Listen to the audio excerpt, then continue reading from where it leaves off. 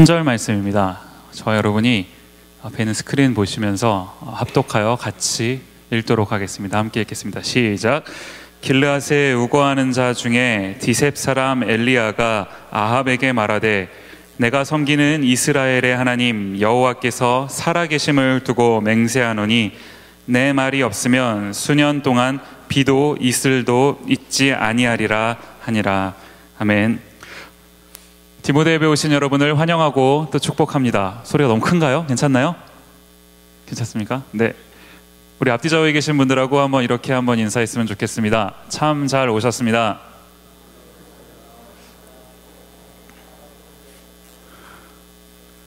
좀 힘드시죠?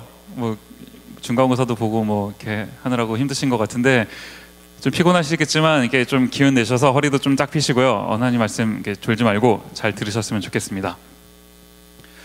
네, 제가 생긴 거랑 다르게 이제 책을 좋아한다고 믿고 살고 있는 사람입니다. 네, 잘 안 읽긴 하더라도 좋아한다고 믿고는 있습니다. 네. 그래서 제가 이제 제가 존경하는 목사님들의 흉내를 가끔씩 내서 제가 이제 들고 다니는 가방이 있는데 그 가방에다가 제가 이제 읽어야 되는 책을 한 권씩 이제 넣어 갖고 다니려고, 네, 읽지는 않더라도 넣어 갖고는 다니려고 노력하고 살고 있습니다. 근데 이제 제가 쭉 살면서 읽었던 책들이 이제 몇 권 있는데 이제 그 중에서 이 성경책만큼이나 정말 다양한 사람들에게 읽히고 다양한 버전으로 이제 출간이 된 그런 책이 있습니다. 이제 그 책이 뭐냐 하니까 이게 물론 이제 이 성경이랑 비교할 수는 없죠. 당연히 비교도 안 되는 그런 책이지만 어쨌든 그만큼이나 유명한 책 중에 하나입니다. 이 책이 뭐냐 하니까 삼국지라는 책입니다. 그럼 한번 읽어보셨나요? 저도 이제 이 삼국지를 읽었어요. 옛날에 이렇게 10권짜리인가요? 이문열 씨가 쓰신 그 삼국지도 한번 읽어본 것 같고, 그다음에 이제 이게 읽다가 이제 기니까 어떻게 됩니까? 이제 만화책 읽어보셨나요? 혹시 60권짜리인가 이렇게 돼 있는 만화책이 있어요. 네, 이게 좀 옛날에 나온 건데 이 만화책을 제가 한번 정독을 한 적도 있어요. 사실 이게 읽은 지가 하도 오래돼 갖고 이제 내용이 다 가물가물한데 어쨌든 그렇게 이제 이 삼국지를 봤던 기억이 있습니다. 이제 이 삼국지를 여러분 안 읽어보셨어도 아마 내용은 다 대충 최소한 등장인물이 누군지는 아실 겁니다. 이제 거기 뭐 유비, 뭐 관우, 장비, 뭐 또 누굽니까? 조조, 뭐 요딴 인물들이 이제 좀 나오는 거 아닙니까? 이게 우리가 다 들어봤잖아요. 한 번씩은 다 들어봤잖아요. 이게 이 삼국지를 쭉 읽다가 보면은 사실 이제 좀 연세가 있으신 분들은 공감하시겠죠. 이게 옛날에 게임도 있었거든요. 이제 하다 보면은 삼국지라는 PC 게임이 있었어요. 진짜 명작인데 아무튼 저도 많이 했었습니다. 예, 근데 저희 집에 컴퓨터 없었고 남의 집 가서 막 하고 그랬는데 무슨 얘기를 어쨌든 여기 삼국지에 보면 이제 이 유명한 사람들이 쫙 나와요. 막 이 사람들 보고 있으면 막 멋있지 않습니까? 게임을 하면 특히 알아요. 이게 전투력이나 이게 능력치들이 딱 나오거든요. 그러면 유명한 인물일수록 이게 높으니까 얼마나 멋있습니까? 막 보면서 막 화려한 거예요. 이제 이런 유명한 그 당시 삼국지에 나와 있는 주인공과 같은 사람들이 그렇게 유명해질 수 있었던 이유가 뭘까요? 우리 한 번씩 들어보셨을 거예요. 이런 말이 있지 않습니까? 난세의 영웅이 난다. 뭐 이런 말 있지 않습니까? 이게 무슨 말이냐면 이제 세상이 어지럽다 보니까 이 어지러운 세상을 이제 좀 정리하려고 이제 가끔씩 이제 주인공 같은 사람들이 등장하는 거 아닙니까? 이렇게 하다 보니까 이제 이런 사람들이 유명해지고 그 사람들이 이제 후대에 알려지고 뭐 이런다는 거예요. 이제 가만히 제가 이거를 생각을 하고 있으니까 이게 이 삼국지라고 하는 책에 국한된 내용이 아니더라는 거예요. 이제 쭉 역사를 보니까요. 제가 이 역사를 잘 모르긴 하는데 역사를 그래도 좀 보면 세상이 어지러울 때마다 이제 주인공 같은 사람들이 한 명씩 나타나서 세상을 바꾸거나 아니면 세상을 좀 더 업그레이드 시키거나 뭐 이러는 거 아닙니까? 저는 오늘 우리가 함께 이 열왕기상 말씀을 같이 살펴보면서 우리가 바로 그런 세상을 변화시킬 수 있을 만한 한 사람, 그 사람으로 우리가 준비되었으면 하는 바람이 있는 겁니다. 우리가 가끔씩 뉴스나 신문 같은 걸 봐요. 여러분도 보시죠? 저도 이제 특히나 청년을 담당하는 목사다 보니까 자주 봅니다. 이제 미국에 있고 한국 사람이니까 양쪽 기사를 다 봐요. 미국 거는 금방 봐요. 헤드라인만 봐요. 읽어도 잘 모르거든요. 그래서 대충 보고 좀 심각한 것만 좀 열심히 보고 한국 거는 대충 봐도 다 읽히니까 쫙 봐요. 그러면은 보고 있으면 정말 여러분 어떻습니까? 정말 답답하지 않나요? 사실 우리 대부분이 이제 공부 마치면 한국으로 이제 돌아갈 계획을 가지고 계실 텐데 가서 정말 우리가 어디 가서 뭘 해야 되나라는 생각이 들 정도로 이게 답답한 현실이 요즘 같은 세상 아닙니까? 난세라고 아까 얘기했는데 그 어느 때보다도 참 난세인 것 같습니다. 어려운 세상인 것 같아요. 사방이 막혀 있는 이런 가운데 지금 우리가 살고 있습니다. 이때 우리가 하나님 앞에서 준비된 한 사람이 되어서 하나님께 쓰임 받는 그런 우리 한 사람 한 사람이 되었으면 정말로 좋겠는 겁니다. 전 이런 기대감을 가지고 여러분이 오늘 한번 말씀을 같이 들어봤으면 좋겠습니다. 이제 오늘 본문 말씀에 보면요, 우리가 성경을 쭉 읽다가 보면은 이제 그 성경에 많은 등장 인물들이 쭉 나옵니다. 이제 그 중에서 이제 더 유명한 사람이 있어요. 그런가 하면 좀 덜 유명한 사람이 있습니다. 이제 그런가 하면은 또 이도저도 아니고 이름도 안 나오고 그냥 죽어가는, 몇 명이 죽었더라, 이름도 없는 그 사람도 있어요. 오늘 본문에는 그 중에서 정말 유명한 사람이 한 명이 등장을 합니다. 한 명 유명한 선지자, 그 이름 엘리야입니다.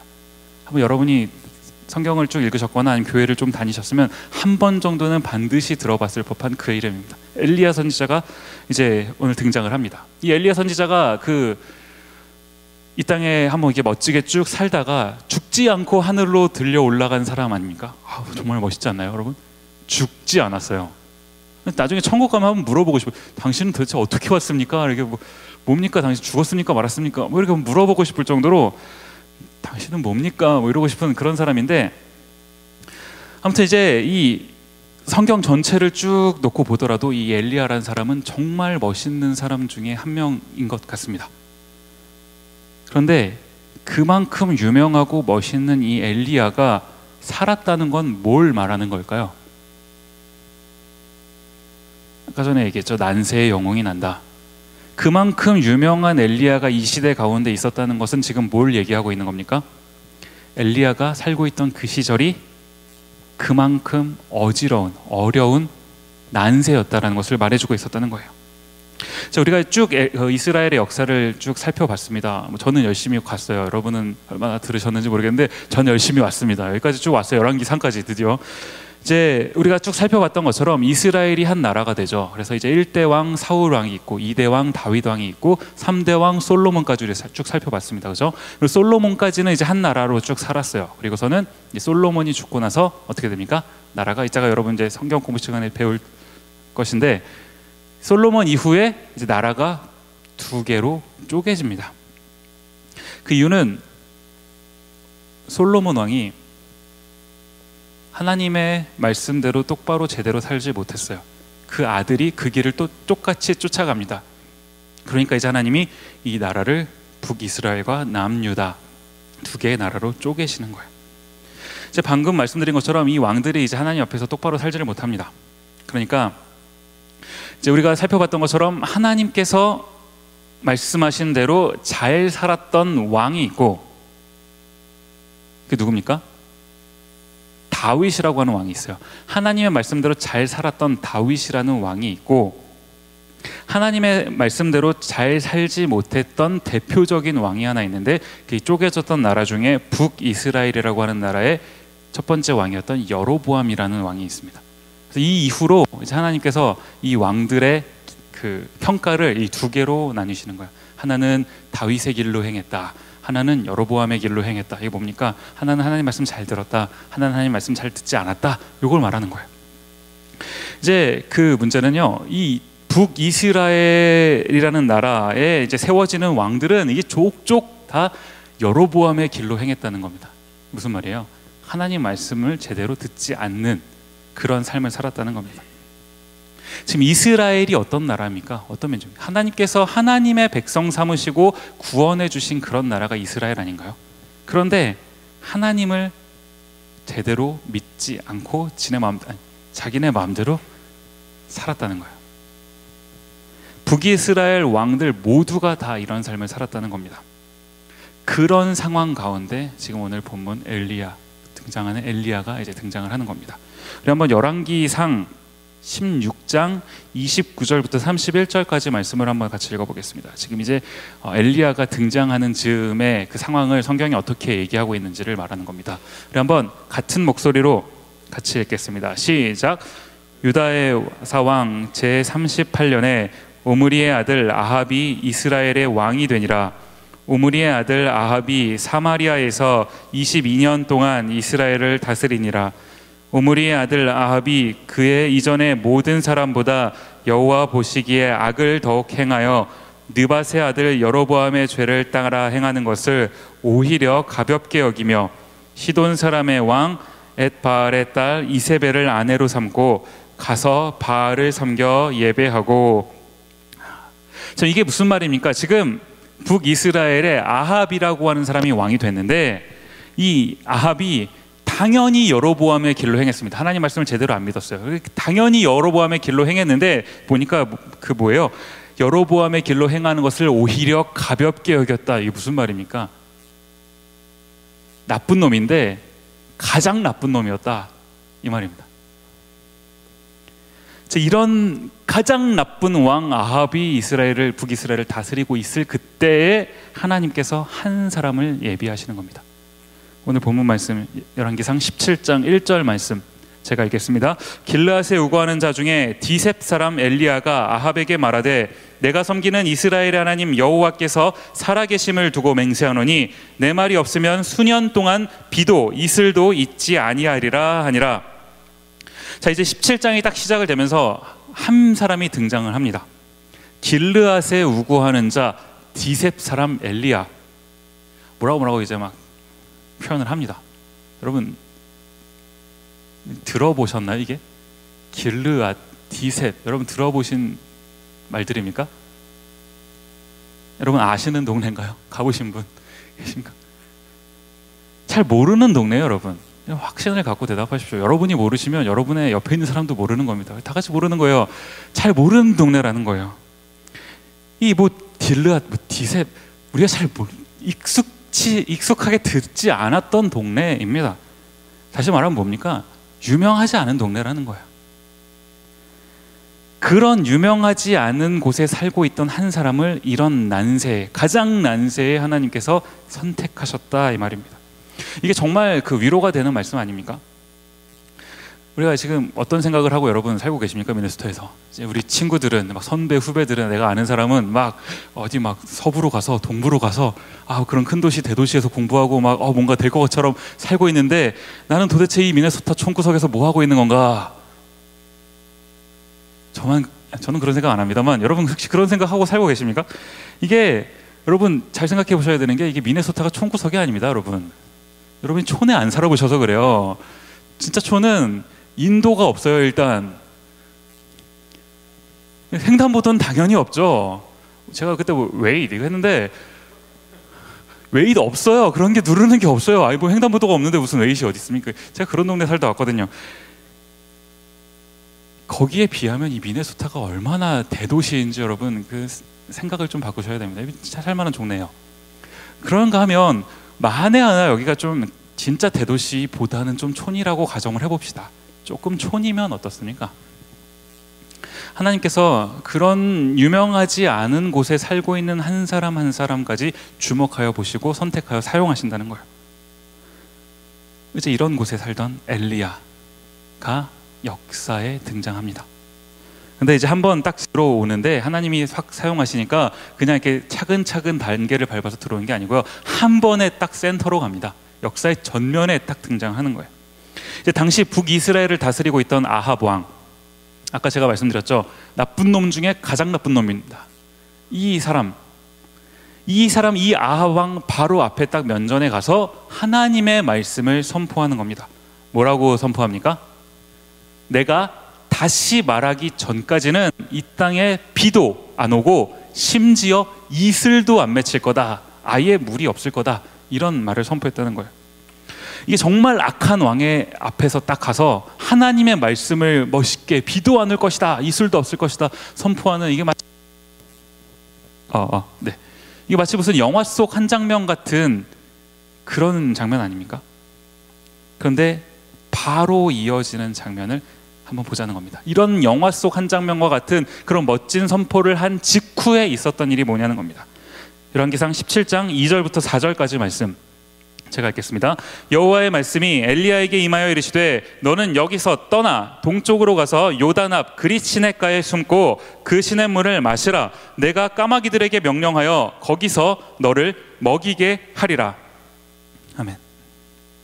지금 이 엘리야 선지자로서는 정말 체면이 안 서는 장면 아닙니까? 지금 자기가 아합 왕 앞에 가고 멋들어지게 딱 선포했습니다. 하나님의 말씀이 비가 안 올 것이다 선포를 딱 했는데 하나님 말씀이 너는 이제 저기 그릿 시냇가로 도망가라. 어려운 세상 가운데 나왔습니다.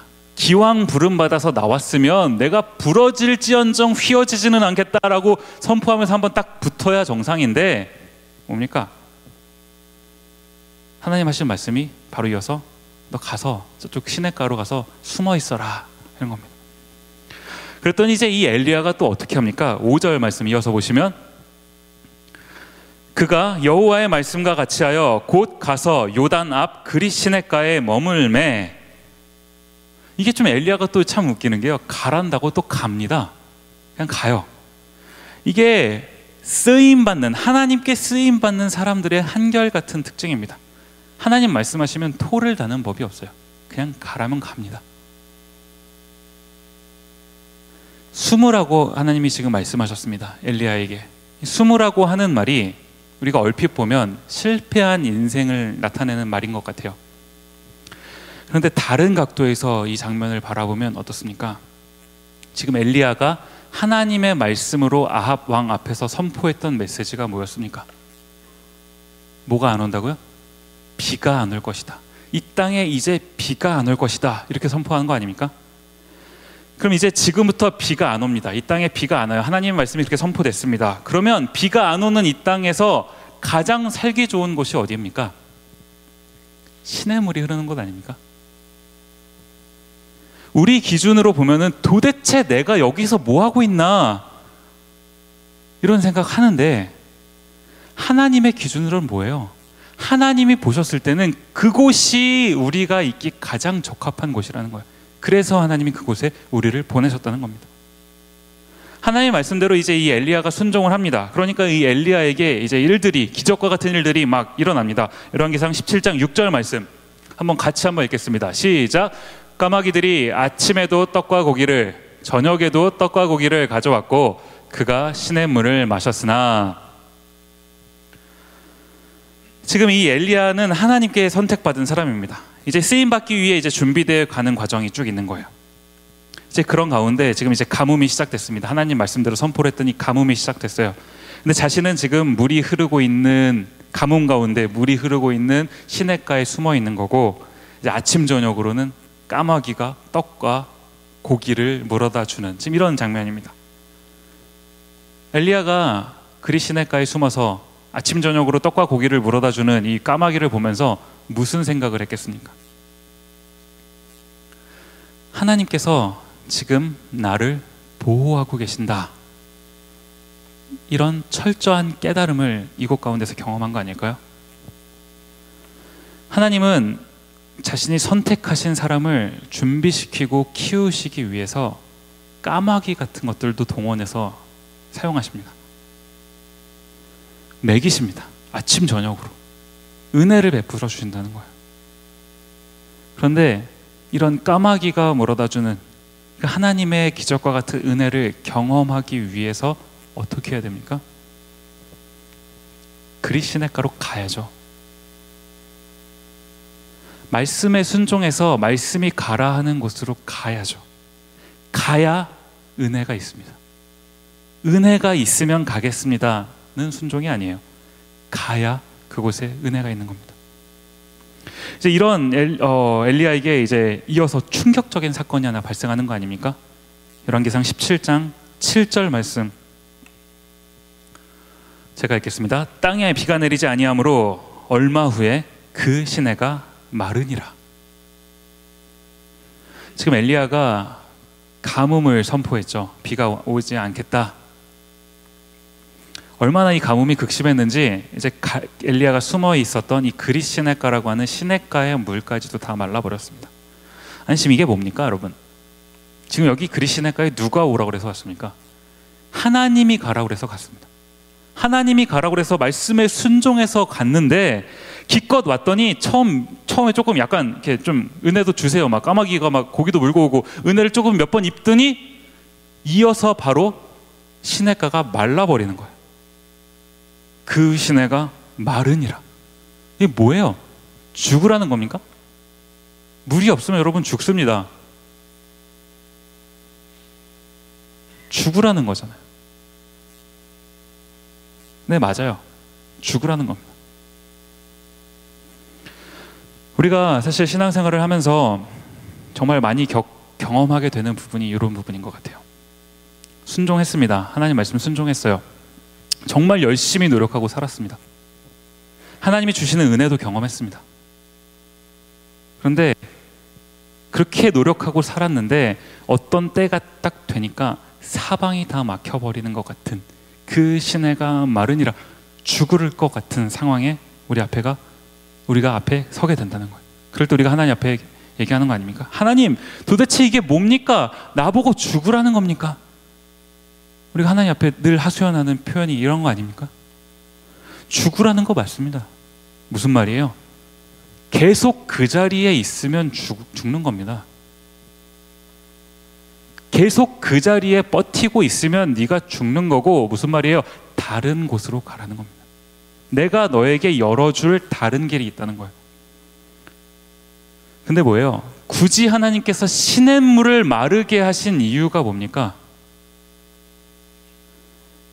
마르지 않으면요, 움직이질 않아요. 우리가 기댈 곳이 있으면 우린 연약한 죄인은 항상 거기에 기댑니다. 믿을 만한 구석이 있으면 거기에 기대는 거예요. 인간은 절대로 하나님 앞에서 100% 순종할 수가 없습니다. 그러니까 하나님께서 때로 자신의 선택한 사람들을 훈련시키기 위해 극단적인 방법을 선택하시는 거예요. 완전히 가능성을 없애버리는, 네가 혼자 살 수 있는 완전한 가능성을 완전히 없애버리시는 거예요. 시냇물이 마르니라. 그럼 뭡니까? 이제 거기서 깨닫는 거예요. 여기는 살 길이 없구나, 여기가 아니구나. 그리고 그제서야 방향을 바꾸게 된다는 거예요. 그릿시냇가가 말랐습니다, 여러분. 그릿시냇가가 말랐다고 하나님의 선택받은 엘리야가 죽습니까? 안 죽습니다. 17장 8절부터 9절까지 말씀 제가 읽겠습니다. 여호와의 말씀이 엘리야에게 임하여 이르시되 너는 일어나 시돈에 속한 사르밧으로 가서 거기 머물라. 내가 그곳 과부에게 명령하여 네게 음식을 주게 하였느니라. 아멘. 그릿시냇가가 완전히 말라버렸을 때 하나님의 말씀이 엘리야에게 임했습니다. 순서가 있는 겁니다. 순서. 지금 하나님께서 굳이 엘리야를 왜 굳이 이렇게까지 엘리야에게 하십니까? 지금 하나님께서는 이 아합이라고 하는 나쁜 놈 중에 가장 나쁜 놈이 다스리는 이 악한 세대 가운데 하나님의 한 사람을 지금 훈련시키시는 건데, 쓰임받을 한 사람을,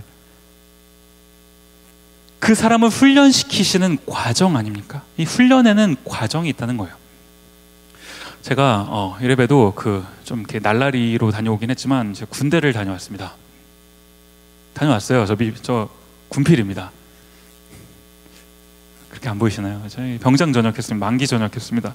제가 군대를 다녀왔어요. 제가 가서 총도 쏴봤습니다. 제가 운전병이라 총을 안 쏴봤을 거라고 여러분 생각하시는데 총 쏴봤어요. 근데 여러분 여러분 친구들 남자친구 여자친구는 군대 안 보내죠. 어쨌든 보내봤으니까 다 들어보셨어요. 간접 경험이라도 해보셨을 겁니다. 이게 입대하자마자 바로 총을 쏘는 게 아닙니다. 이제 훈련이라는 걸 봤는데, 이제 훈련이라는 게 순서가 있어요. 이제 처음에 들어가면 뭐부터 시키는 줄 압니까? 앞으로 가부터 시킵니다. 가끔은 제가 이걸 하고 있으면 도대체 난 그 대학 다니다 온 사람인데 앞으로 가를 내가 설마 못해서 이걸 하고 있는 건가? 내가 뭔가, 내가 바본가? 막 이런 이 사람들이 나를 도대체 뭘로 알고 이딴 걸 시키나, 이런 생각이 들 때가 있어요. 근데 이제 진짜 웃기는 게, 이 말도 안 되는 거를 제가 하고 있는데 가끔은 이제 이 말도 안 되는 거를 내가 말도 안 되게 못하고 있는 장면을 보게 됩니다. 앞으로 가를 내가 잘 못하고 있어요. 앞으로 가를 막 하는데 잘 안 돼. 근데 이제 가끔씩 이제 조교가 가다가 앞으로 하다가 갑자기 발 바꿔 가 이러면 갑자기 이제 멘붕이 오는 겁니다. 이거 다리가 갑자기 안 바뀌어요. 막 뒤에서 막 제가 막 공중에서 막 에어워크를 하고 막 난리가 나는 겁니다. 이제 그런 훈련을 이제 쭉 받아요. 내가 바본가 사람인가 내가 도대체 뭔가 이런 훈련을 차근차근 받고 나서야 그 다음에 이제 총도 쏘게 하고 뭐 수류탄도 던지게 하고 저 다 해봤거든요. 하는 겁니다. 이 순서가 있다는 거예요. 훈련에는 하나님이 하나님의 사람을 키우실 때도 훈련을 시키시는 거잖아요. 그 훈련에도 순서가 있는 겁니다. 지금 엘리야에게 필요했던 게 뭡니까? 이 시점에 엘리야에게 필요했던 게 뭐예요? 하나님께 쓰임받기에 앞서서 나를 도우시는 하나님을 체험하기를 하나님이 원하셨다는 거예요. 가뭄이 극심한 상황입니다. 시냇물이 마르는 그런 상황 가운데서도 하나님께서 나를 먹이시겠다고 시냇물이 있는, 그래도 물을 구할 수 있는 그곳에 먼저 보내시고, 또 까마귀를 통해서 아침 저녁마다 고기를, 진짜 은혜 아닙니까? 여러분, 아침에도 하나님 고기를 먹이시는 놀라운 은혜 아닌가요? 그래서 제가 와이프가 아침에는 고기를 안 줘요. 어쨌든 아침에도 고기를 먹이시는 이 놀라운 하나님의 은혜 아닙니까? 이거를 먼저 하나님이 경험하기를 바라셨다는 거예요. 이제 그걸로 끝입니까? 이 훈련 받았으면 다 된가요? 이제 군인이 훈련 받았습니다. 이제 좀 하다 보면 발 바꿔 가 잘합니다. 근데 발 바꿔 가 잘한다고 전쟁 나가서 이깁니까? 전쟁 나가면요, 제가 전쟁을 나가본 적이 없지만 전쟁 나가면 발 바꿀 일이 없습니다. 뭐 전쟁 나가서 발을 못 바꿔요. 전쟁 나가서 총 잘 쏴야죠. 다른 훈련도 해야 되는 겁니다. 하나만 계속하고 있으면 안 되는 거예요. 그러니까 이 다른 훈련이 엘리야에게 또 필요했으니까 하나님이 다른 곳으로 이 엘리야를 보내시는 겁니다. 근데 이제 이 인간이라는 게, 여러분도 인간이시니까 잘 아시는 거 아닙니까? 얼마나 악하고 약합니까? 항상 하나님이 가라 하는데 우리는 잘 안 가게 되잖아요. 그러니까 하나님이 이 사랑하시는 엘리야가 100% 순종할 수 있도록 불순종의 요소들을 완전히 100% 없애주시는 겁니다. 그게 그리스네가가 마르는 사건입니다. 물이 말랐어요. 갈 수밖에 없게 된 겁니다.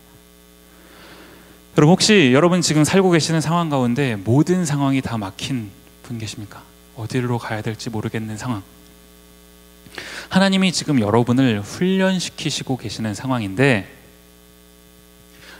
혹시라도 여러분이 불순종해서 거기 머물고 있을까봐 그 불순종의 요소들을 없애주시기 위해 막으신 거예요. 막으면 어떻게 됩니까? 있을 수가 없어요. 가야 됩니다. 하나님이 예비하신 다른 길을 그제서야 우리는 갈 수 있다는 거예요. 이제 이사야도 갑니다. 드디어 갑니다. 어디로 갑니까? 열왕기상 17장 10절 제가 있습니다. 그가 일어나 사르밧으로 가서 성문에 이를 때에 한 과부가 그곳에서 나뭇가지를 줍는지라. 이에 불러 이르되 청하건대 그릇에 물을 조금 가져다가 내게 마시게 하라. 하나님께서 이제 이 엘리야를 일으키셔서요, 사르밧이라고 하는 이제 곳으로 쭉 가라고 하십니다. 이게 멀어요. 한 50마일, 60마일 떨어져 있는 정도 되는 거리인 것 같아요. 제가 이렇게 지도로 이렇게 재봤거든요. 이렇게 대충 이렇게 해서 재봤더니 축척이라고 그러나요? 그 있잖아요. 그래서 재봤더니 대충 그 정도 나오더라고요. 근데 이제 가요. 이제 어쨌든 순종해서 쭉 갑니다. 갔더니 이제 거기 과부가 한 명 딱 있는 거예요. 과부가 뭡니까, 여러분? 이제 어떤 여자분이 결혼해 살다가 남편이 먼저 이제 세상을 떠난 홀로 남겨진 여인. 이걸 이제 과부라고 우리가 하는 거 아닙니까? 이제 이 과부라는 것이요, 이제 이 성경에서 등장을 할 때는 이 그냥 혼자 된 여인, 드디어 자유를 찾은 여인을 말하는 게 아니고요. 좀 웃어주시길 바랬는데 아무도 안 웃으시니까 되게 민망한.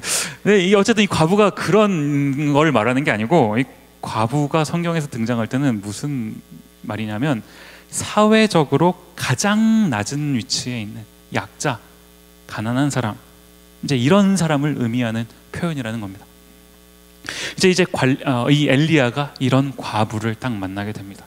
그리고 무슨 일이 있었습니까?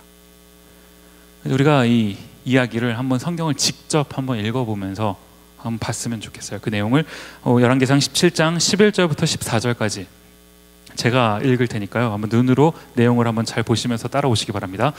그가 가지러 갈 때 엘리야가 그를 불러 이르되 청하건대 내 손에 떡 한 조각을 내게로 가져오라. 그가 이르되 당신의 하나님 여호와께서 살아계심을 두고 맹세하노니 나는 떡이 없고 다만 통에 가루 한 움큼과 병에 기름 조금뿐이라. 내가 나뭇가지 둘을 주워다가 나와 내 아들을 위하여 음식을 만들어 먹고 그 후에는 죽으리라. 엘리야가 그에게 이르되 두려워하지 말고 가서 내 말대로 하려니와 먼저 그것으로 나를 위하여 작은 떡 한 개를 만들어 내게로 가져오고 그 후에 너와 내 아들을 위하여 만들라. 이스라엘의 하나님 여호와의 말씀이 나 여호와가 비를 지면에 내리는 날까지 그 통에 가루가 떨어지지 아니하고 그 병에 기름이 없어지지 아니하리라 하셨느니라. 지금 눈으로 여러분 쭉 읽으셨는데 무슨 내용인지 이해가 가십니까? 이게 지금 뭔 내용입니까? 엘리야가 과부를 만났습니다. 그리고는 이제 과부를 만나자마자 대뜸 하는 말이 엘리야가 자 이제 네 손에 있는 떡을 가지고 와서 떡을 가지고 와라 이런 얘기를 하는 겁니다. 이게 자꾸 이제 성경에서 떡떡 그러니까 이게 이해가 잘 안 되는데요. 이게 성경의 떡이라고 번역되는 이 말들은요. 이제 옛날에 이제 우리나라 한글 성경이 번역되던 시절에는 이제 우리나라의 그 빵이 이제 보편화돼 있던 시절이 아니지 않습니까? 그러니까 이 떡으로 번역을 한 거예요. 그러니까 이게 우리는 지금 사실 빵을 떡보다 더 편안하게 구하지 않습니까? 이게 빵으로 바꿔서 이해하시면 훨씬 편해요. 어쨌든 이게 그 뭡니까? 빵을 가지고 와라. 엘리야가 그 과부에게 얘기를 한 거예요. 그랬더니 이 과부가 하는 말이 나는 빵이 없고 다만 이 가루, 요즘으로 치면 밀가루 조금과 기름 조금 있다. 이게 단고 내가 가진 전 재산이고 지금 이제 가서 나뭇가지 2개를 주워다가 그걸 이제 불을 붙여가지고 이제 이걸로 이 가루랑 기름이랑 해갖고 빵을 만들어서 맛도 없겠죠. 그렇게 만든 빵. 그거 마지막으로 최후의 만찬처럼 먹고 그 다음에 나와 내 아들이 죽을 거다. 이러는 겁니다. 이게 그 시대 가운데 하층민의 삶, 가장 가난한 사람, 하층민 중에서도 하하층의 삶, 가장 낮은 곳에 살고 있는 그 사람들의 애환 아닙니까? 아합이라는 나쁜 왕이 통치하고 있을 때 주변에 벌쳐지고 있는 일들이 아닙니까? 어떤 사람이 자기 자식을 죽게끔 내버려 두고 싶겠습니까? 할 수 있는 만큼 노력을 했겠죠. 해도 안 되는 겁니다. 해도 안 되니까 어떻게 해도 안 되니까 하다 안 돼서 맨 마지막에 하는 거 뭐예요? 이제 죽겠다. 우리가 성경을 읽을 때 문자적으로 그냥 그랬구나 라면서 이 구절을 읽지 않았으면 좋겠어요. 이 과부의 마음이 어땠을지를 한번 마음으로 심정을 통하면서 한번 읽어보자는 거예요. 네, 우리 하나님 정말 대단하신 분 아닙니까? 지금 과부가 이런 상황이에요. 이런 상황에 놓인 과부에게 하나님이 누구를 보내신 겁니까? 엘리야를 보내셨습니다. 정말 절묘한 타이밍. 이제 이거 먹고 죽을 거다라는 죽기 직전에 하나님이 하나님의 사람 엘리야를 그곳 가운데 보내시는 거 아닙니까? 이제 엘리야가 이 과부를 만났습니다. 근데 만나자마자 이 과부한테 좀 생뚱맞은 얘기를 초반에 하는 거예요. 17장 13절 다시 한번 보죠. 엘리야가 그에게 이르되 두려워하지 말고 가서 내 말대로 하려니와 먼저 그것으로 나를 위하여 작은 떡 한 개를 만들어 내게로 가져오고 그 후에 너와 내 아들을 위하여 만들라. 지금 이게 무슨 말입니까? 일단 가서 빵을 만들어서 먼저 나를 위하여 하나 가져와라. 그 다음에 너랑 너의 아들이 먹어라. 아니 이게 무슨 개념 없는 소리입니까? 그거 뭐죠? 가루 조금 있는 그거 먹고 죽겠다는 사람 앞에 일단 만들고 나부터 먹고 그 다음에 네가 먹어라. 엘리야가 하나님의 사람이 이렇게 개념 없어도 되는 겁니까? 이게 무슨 말을 하고 있는 거예요, 엘리야가? 우리 한번 엘리야가 했던 말을 다시 한번 곱씹어서 보자는 겁니다. 다시 한번 잘 봅시다. 엘리야가 이런 말도 안 되는 부탁을 하면서 가장 먼저 제일 첫 줄에 뭐라고 합니까? 두려워하지 말고. 왜 이런 얘기를 합니까? 이어지는 14절 말씀. 이스라엘의 하나님 여호와의 말씀이 나 여호와가 비를 지면에 내리는 날까지 그 통에 가루가 떨어지지 아니하고 그 병에 기름이 없어지지 아니하리라 하셨느니라. 지금 엘리야는 이 과부의 가정을 하나님께서 어떻게 살리실지 그것에 대한 확실한 믿음이 있었다는 거예요. 그러니까 지금 이 엘리야가 확신에 찬 어조로 얘기하는 거 아닙니까? 그 가난한 과부한테 일단 갖고 와라, 내가 먼저 먹고 그 다음 니네 먹어라, 확신에 찬 어조로 흔들림 없이 얘기하는 거 아닙니까? 어떻게 이런 확신이 엘리야에게 있었어요? 엘리야가 바로 직전에 뭘 경험했습니까? 그리 시냇가에 숨어 있을 때 까마귀를 통해서 아침 저녁으로 빵과 고기를 먹이시는 그 하나님의 은혜를 엘리야 스스로가 직접 경험한 거 아닙니까? 그렇게까지 해서 살리신 나 엘리야가 지금 여기 있고 지금 이곳에 하나님께서 나를 보내셨는데 하나님께서 나를 통해서 가라 하셨는데 나와 네가 죽겠느냐 이겁니다. 나를 이곳에 보내신 하나님이 너를 죽이지 않을 거다라는 이 확신이 엘리야에게 있었다는 거예요.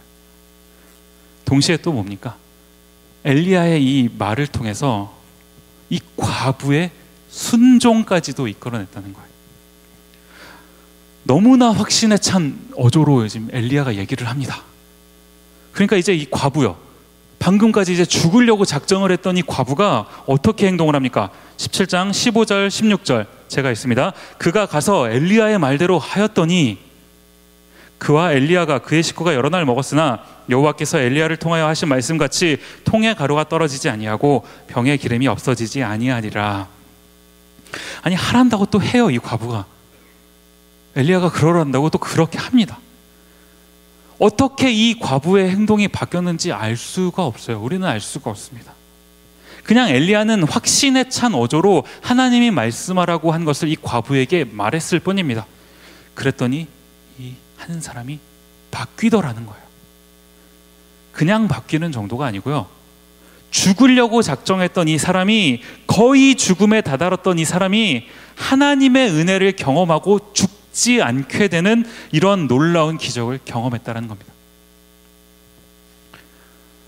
이제 그러는가 하면 이 일이 있은 후에 이 집에 이제 또 한 가지 사건이 발생을 합니다. 제가 한번 성경의 이제 내용을 쭉 읽어 드릴 텐데 한번 이것도 한번 보셨으면 좋겠어요. 이제 이 과부의 아들이 죽게 되는 사건이 발생합니다. 그랬더니 이제 이 죽은 과부의 아들을 놓고 엘리야가 무슨 행동을 했는지 성경이 이렇게 기록합니다. 19절부터 22절 제가 있습니다. 엘리야가 그에게 그의 아들을 달라 하여 그를 그 여인의 품에서 받아 안고 자기가 거처하는 다락에 올라가서 자기 침상에 누이고 여호와께 부르짖어 이르되 내 하나님 여호와여, 주께서 또 내가 우거하는 집 과부에게 재앙을 내리사 그 아들이 죽게 하셨나이다 하고 그 아이 위에 몸을 3번 펴서 엎드리고 여호와께 부르짖어 이르되 내 하나님 여호와여, 원하건대 이 아이의 혼으로 그의 몸에 돌아오게 하옵소서 하니 여호와께서 엘리야의 소리를 들으심으로 그 아이의 혼이 몸으로 돌아오고 살아난지라. 지금 성경에 뭘 말하고 있습니까? 이 과부의 아들이 죽었어요. 그랬더니 이제 엘리야가 이 죽은 아들을 데리고 자기가 머물고 있던 이제 다락방에 이제 살고 있었나 봐요. 엘리야가 그 다락방으로 데리고 올라가는 겁니다. 이제 올라가서 하나님께 부르짖어 기도합니다. 하나님, 이 아이를 살려주십시오. 기도했더니 하나님이 기적적으로 이 아이를 다시 살려주신 거예요. 하나님께서 가끔씩 이 땅에 그 기적과 같은 말도 안 되는 방식으로 그 기적을 베풀어 주실 때가 있는 거 아닙니까? 그때는 그 기적이 꼭 필요한 이유가 있는 거예요. 그러니까 하나님이 기적이라는 특수한 방법을 사용하시는 거 아닙니까? 지금 이 상황에서 하나님이 이러한 기적을 이 사르밧 과부의 집에 있게끔 하신 그 이유가 뭡니까? 17장 24절 말씀. 이제 이 과부의 고백입니다. 여인이 엘리야에게 이르되 내가 이제야 당신은 하나님의 사람이시오 당신의 입에 있는 여호와의 말씀이 진실한 줄 아노라 하니라. 무슨 말입니까? 하나님께서 이 엘리야를 통해서 과부의 집에 2가지 기적을 베풀어 주셨습니다. 첫 번째, 경제적인 문제를 해결해 주셨죠. 계속 기름과 가루가 떨어지지 않는 경제적인 문제를 해결해 주시고, 또 뭡니까? 죽음이라고 하는 문제도 해결해 주셨어요. 그것을 경험했더니 이제야 내가 당신은 하나님의 사람이요 하나님의 말씀이 진실한 줄을 아노라. 이 기적의 사건을 통해서 하나님께서 이 사르밧 과부의 신앙의 문제를 해결해 주셨다는 겁니다. 그런가 하면 똑같은 사건을 바라보고 있는 이 엘리야의 입장에서는 어떻습니까? 지금 이 일을 경험하면서 사르밧 과부의 집에서 펼쳐지는 이 일을 경험하면서 하나님께서 나를 통해서 하시고자 하는 일이 분명히 있구나, 이 사실을 깨달은 거 아닙니까? 이 일을 하기 위해서 엘리야는 떠났어야 되는 거예요. 그리 시냇가를 떠났어야 되는 겁니다. 열왕기상 17장은 이제 이렇게 하나님께서 하나님의 사람을 부르시고 그 사람을 어떻게 준비시켜 가시는지 이 엘리야를 통해서 한번 그 예를, 이그젬플을 보여주시는 겁니다. 그리고선 이제 엘리야가 준비됩니다. 하나님 앞에서 준비됩니다. 그리고 드디어 열왕기상 18장으로 넘어가는 거 아닙니까? 여러분, 열왕기상 18장의 내용이 뭡니까? 성경을 꾸준히 여러분은 많이 읽으시니까 다 아실 겁니다. 그죠? 열왕기상 18장에 무슨 내용이 있습니까, 여러분? 갈멜산에서 바알과 아세라의 선지자 850명과 엘리야 혼자서 1대 850, 누가 진짜 신인지 한번 불을 내려주시는 신이 진짜 신이다 대결을 펼쳤던 그 놀라운 사건이 기록되어 있는 게 열왕기상 18장 아닙니까? 여러분, 혹시 하나님 앞에서 기도하실 때 하나님 나를 사용하옵소서 이렇게 기도하십니까?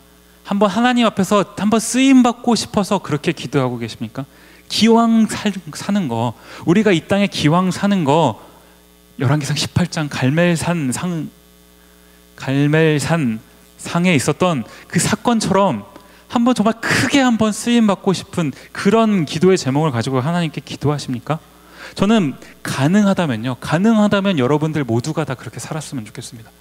나중에 우리가 10년 뒤, 20년 뒤, 30년 뒤, 40년 뒤에 만났을 때 둘 다 막 가난해갖고, 나도 가난하고 여러분도 가난하고 그 밥값을 누가 내나 이렇게 고민하고 이런 거 말고, 목사님 오늘은 제가 밥 한번 사겠습니다 라고 평생 가본 적이 없는 이상한 하늘 꼭대기 저를 데리고 올라가고 막 이상한 거 먹고 막 그런 거 사달라는 건 아닙니다만, 여러분이 그렇게만 할 수만 있으면, 그 정도 능력을 가진 사람이 됐으면 전 좋겠어요.